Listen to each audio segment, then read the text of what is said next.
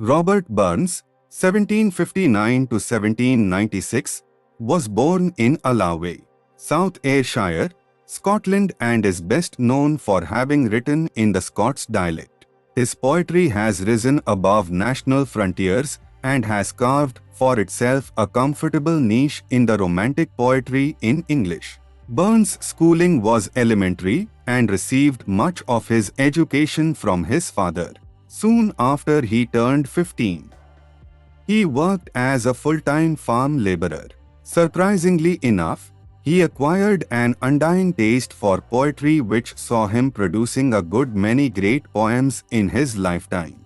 Burns moved from farm to farm, having continuously failed to keep the farms he worked on. As he faced financial hardship, he decided to emigrate to Jamaica to work as a bookkeeper.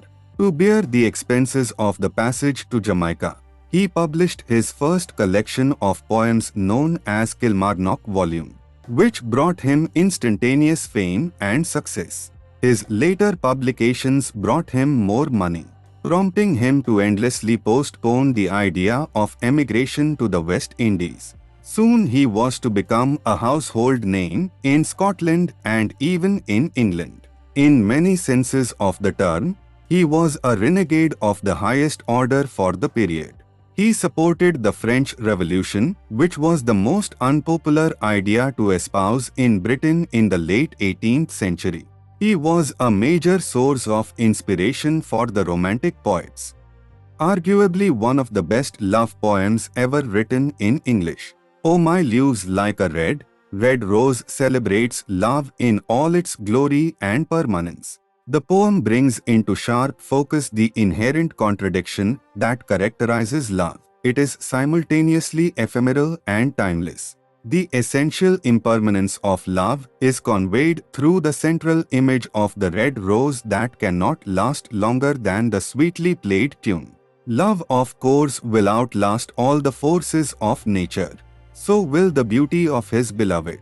The speaker promises to return to his beloved from the remotest corners of the earth. The poem draws its sustenance from the central paradox of the red rose, which symbolizes the passionate love of the speaker whose passion may or may not survive the briefest of farewells.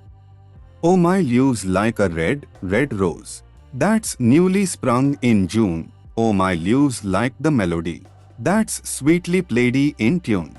As fair art thou, my bonny lass, so deep in Luve am I, and I will luve thee still, my dear, till the seas gang dry, till the seas gang dry, my dear, and the rocks melt with the sun, and I will luve thee still, my dear, while the sands o' life shall run, and fare thee weel, my only luve, and fare thee weel a while.